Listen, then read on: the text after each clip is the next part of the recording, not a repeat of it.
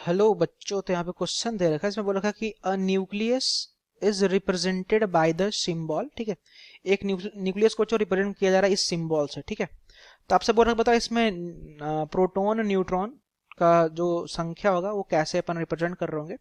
आपसे बच्चों according to question पूछा जा रहा है ना। तो सबसे पहले अगर अपन बात करें रिगार्डिंग द बच्चों की कॉन्सेप्ट जो हम लोग इस क्वेश्चन में अप्लाई करने जा रहे हैं, तो जब हम लोगों ने न्यूक्लियर फिजिक्स के स्टार्टिंग में हमने पढ़ रखा है अबाउट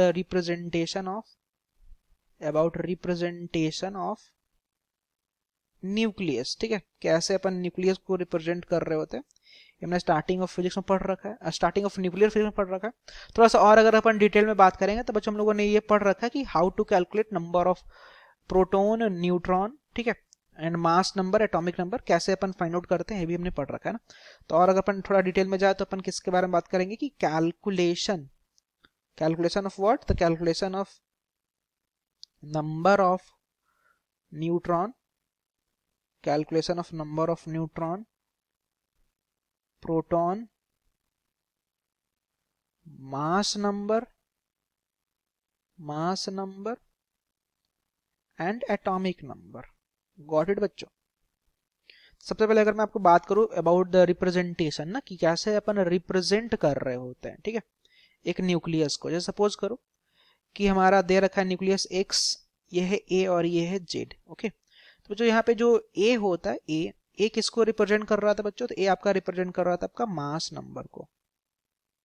ठीक है, और तो अगर हम बात करें अबाउट द जेड, जेड किसको रिप्रेजेंट कर रहा था, जेड आपका रिप्रेजेंट कर रहा था एटॉमिक नंबर को।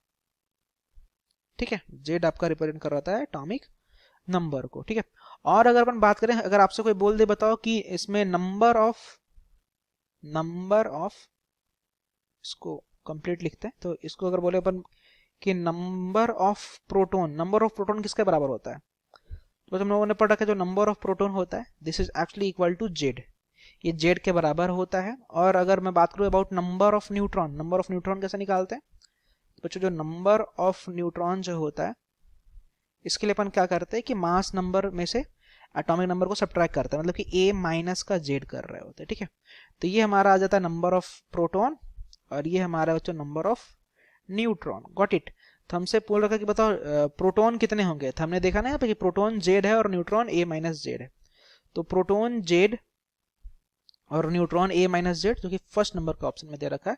सो this one is the correct ना। Thank you.